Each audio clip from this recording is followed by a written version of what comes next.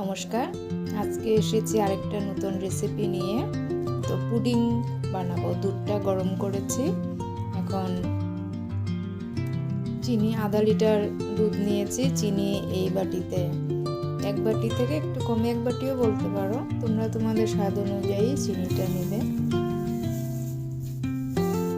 পুরোটা দিলাম না, বেশি মিষ্টি হয়ে যাবে। দুধটা গরম থাকতে থাকতে চিনিটা দিয়ে দিলে চিনিটা মিশে যাবে আর কি। চিনি না মিশলে তো মুশকিল। আর বাকি দুধটা ঠান্ডা হলে পরে মিলাবো, ততক্ষণে চিনিটা মিশে যাবে। এখন এটাতে পাউরুটি দিলে 3 পিস পাউরুটি দেবে। আমি মেরিগোল্ড বিস্কিট দিয়ে করবো। 10 টাকার আমি একটা প্যাকেট নিয়ে নিয়েছি। দুধটা ঠান্ডা হয়ে গেছে, এখন 1 প্যাকেট পুরোটাই বিস্কিট দিয়ে দেব। চিনি তো দুধ গরম থাকা অবস্থায় আমি দিয়ে দিয়েছি।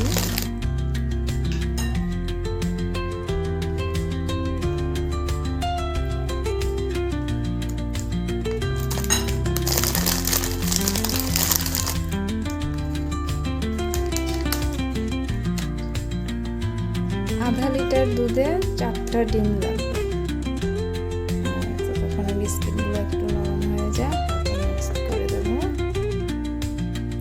তোমরা চাইলে এতে আধা বাটি ঘরে বানানো ক্ষীর দিতে পারো, এতে খুব স্বাদ হয়। আমি অবশ্য ক্ষীর দেবো না আজকে, আমার মা দিত, আমি দেখতাম, খুব স্বাদ হয়। কিন্তু ক্ষীর দিতে পারো। বিস্কিটগুলো মিশিয়ে নিব। মিশিয়ে নিলে তারপর ডিমটা দেবো, তারপর একটু এলাচি দেবো। 4টা ডিম নিয়ে নিয়েছি, এখন ডিমটা একটু মিশিয়ে নেব।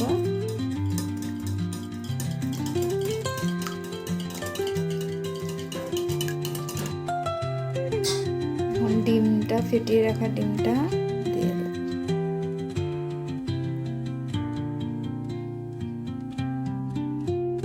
এবার মিশিয়ে নেব।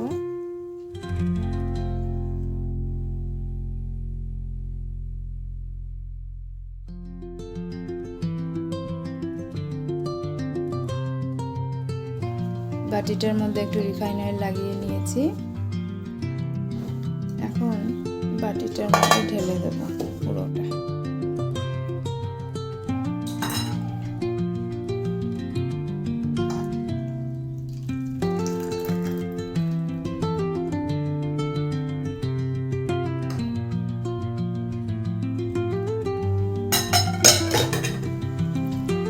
এখন গ্যাসে জল দিয়েছি, দিয়ে একটা স্ট্যান্ড দিয়েছি, দিয়ে বাটিটা বসিয়ে দেব।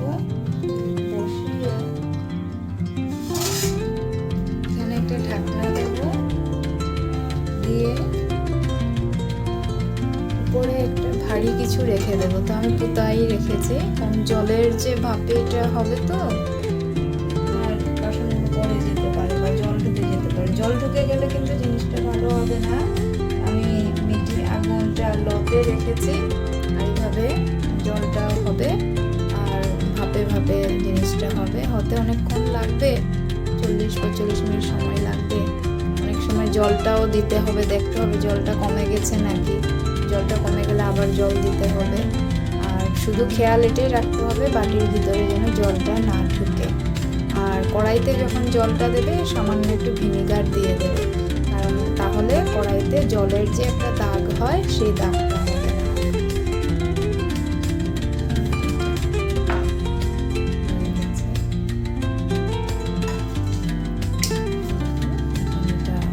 ফ্রিজে রেখে দেবো কয়েক ঘন্টার পর।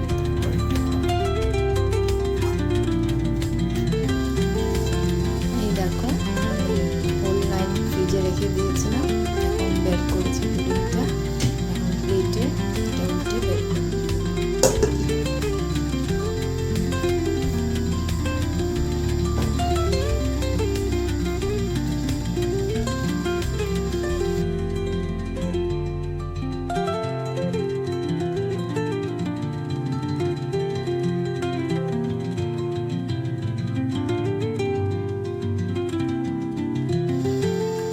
এইভাবে